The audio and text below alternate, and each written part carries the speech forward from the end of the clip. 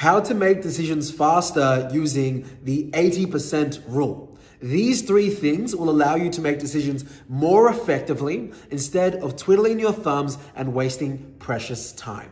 Step 1, gather 80% of the information online and through asking questions. So I'll give you an example, a way you can gather information on something.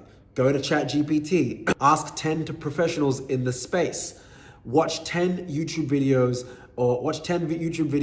from 2 to 3 different creators each. You can do all these things literally in less than 48 hours, okay? But that will give you a rough enough idea where you have 80% of the general consensus and context of a certain opinion, idea, or action that you're thinking of taking, okay? That's step number 1. It sounds scary, but again, we want to win here. So that's step number 1.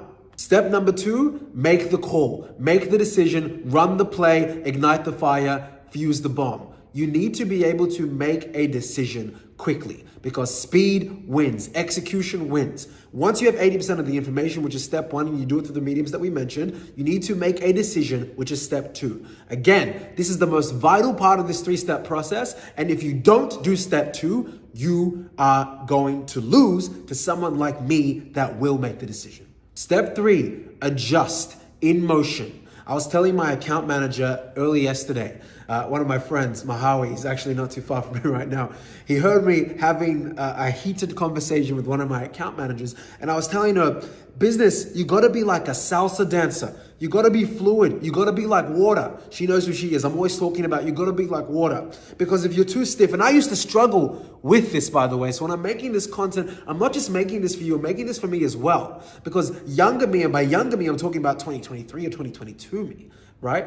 Struggled with this as well. I used to get feedback from my boss. I was head of sales for a startup. I was making 120-ish K a year at 22 years old. And by 23, I was doing around 200 grand a year accumulatively because I had to learn this myself. So please hear me out.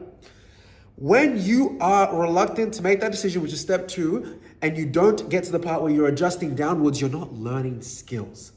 It's the adjustment period where you're dancing with the girl, where you're speaking off the cuff. I don't even script 90% of my YouTube videos. I don't script them. I use either AI or I have a sit down with my team and we go over general topics and skills that we know we have deep knowledge of. And then I riff. And I riff because I know that I'm becoming a better orator, a better speaker, a better idea composer, and a better marketer and a better communicator by being able to daily and every week get in these reps of being able to manage downstream.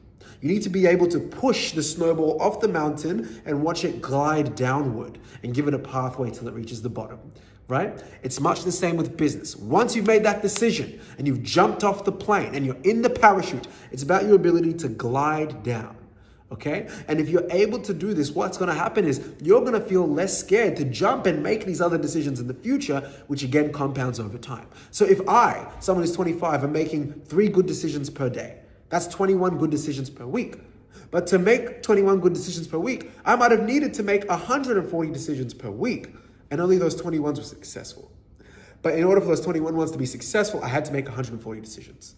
Does that make sense? So these 3 things are ways for you to speed up your decision making and to make better decisions and to win faster, okay? This is coming from someone that's generated between $4 to $10 million for his clients in online revenue, and from someone that literally does this every single day. The faster decisions that you make, the faster you will win.